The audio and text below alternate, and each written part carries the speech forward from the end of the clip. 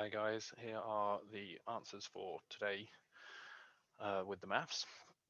So hopefully you got on fine. We've been looking at adding fractions. So let's have a look at the first one. So complete the calculations. So we've got 2/5 add 1/5. So we know that when the denominators are the same, you can just add the numerators. So that's 3/5. Now if we look at the next question, it's exactly the same as this top one. It's just got one on the front here, a whole one. So that just means the answer is going to stay the same with a whole one.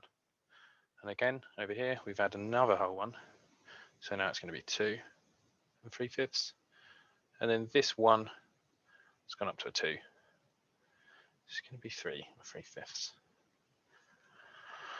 Right, complete the calculation that's represented. So we're adding 3.5 to 1 whole one, and this little fraction here is a quarter, so you can fit 4 of them in there.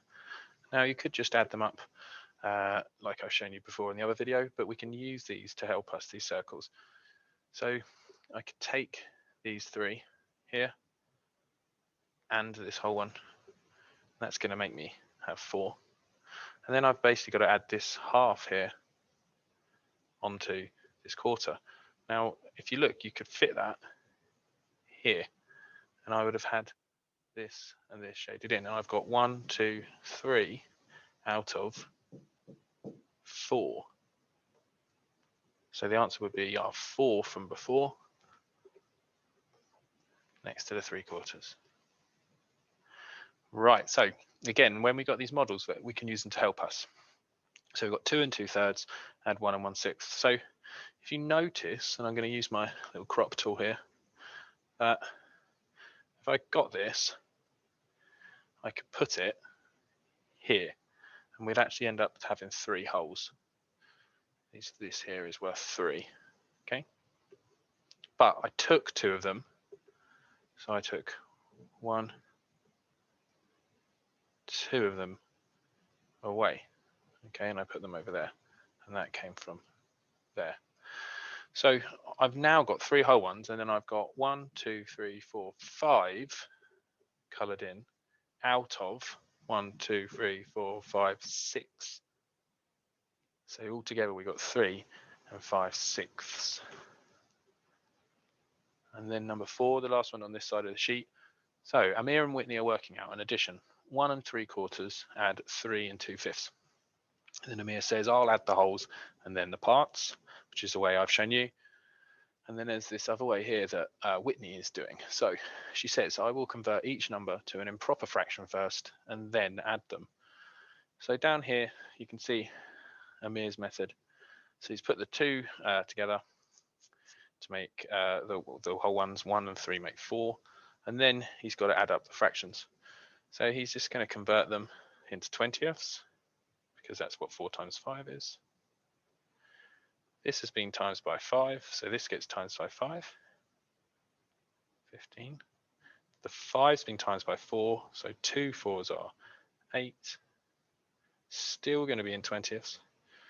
Add them up, 23 20ths, but that's improper. So we can take a whole one's going to be worth 20, so we can take one of those out.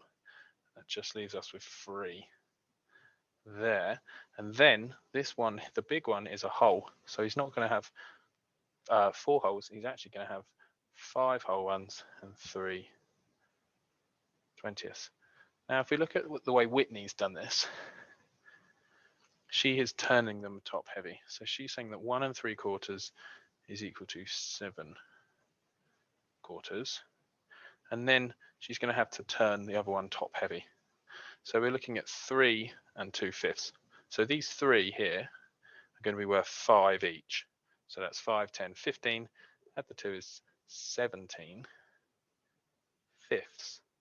And then she's just going to have to still convert them into common denominators over here, like so. 5 times 4, 4 17s. If I'm doing that mentally, I know that 40 is 4 10s, and then 4 7s are 28. So put those together is 68. Add them up. You can see this is a bit more of a long-winded way of doing it because you end up dealing with really high numbers. I'm about to tip over 100 here, so that would equal 103. 103 20ths is quite a hard thing to picture in your mind. Whereas if someone said 5 cakes and then 3 bits of cake and it's been cut into 20, that's a bit easier. So if we look over here, we've got to figure out how many 20s we can take out of this. You can take 5 whole ones out, which would be 100, and leave you with 3. So you can see the answers are the same.